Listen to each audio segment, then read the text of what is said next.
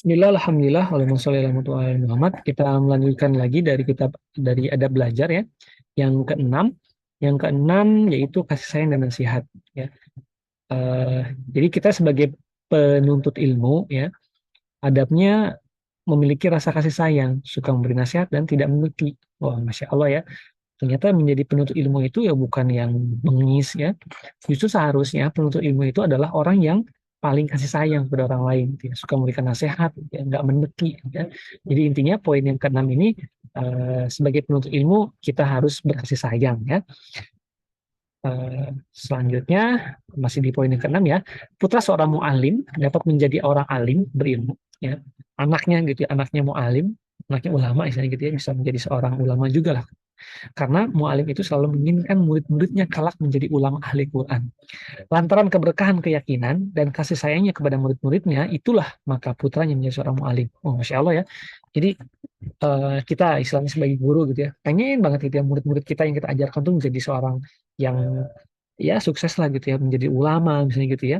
Maka mudah-mudahan dengan hal itu juga lah kita apa namanya menjadikan anak-anak kita sendiri, anak-anak kandung kita juga menjadi yang kita harapkan sebagaimana kita mengharapkan murid kita gitu. Jadi dan tentunya juga di sini ada poin pentingnya ya bahwa kasih sayang kepada murid-murid, Masya Allah ya. Jadi seorang guru itu tetap harusnya berkasih sayang kepada murid-muridnya.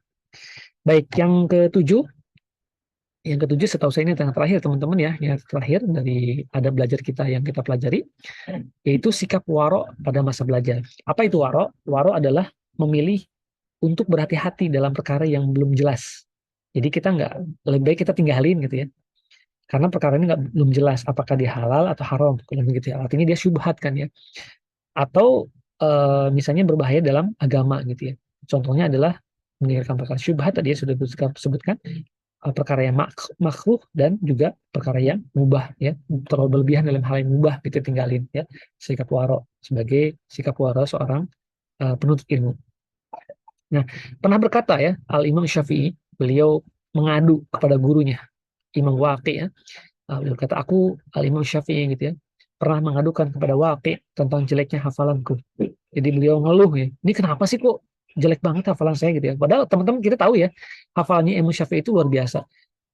Makanya kadang-kadang kalau beliau baca buku gitu ya, karena ada dua halaman kan gitu ya, maka biasanya beliau menutupin yang halaman yang berikutnya. Kenapa? Karena kadang-kadang kalau beliau nggak tutupin, itu dudanya langsung hafal gitu ya. Kalau dudanya langsung hafal, khawatirnya hafalannya menjadi kacau, memang begitu ya. Jadi halaman yang pertama, halaman kedua tercampur aduk, mungkin kurang lebih seperti itu.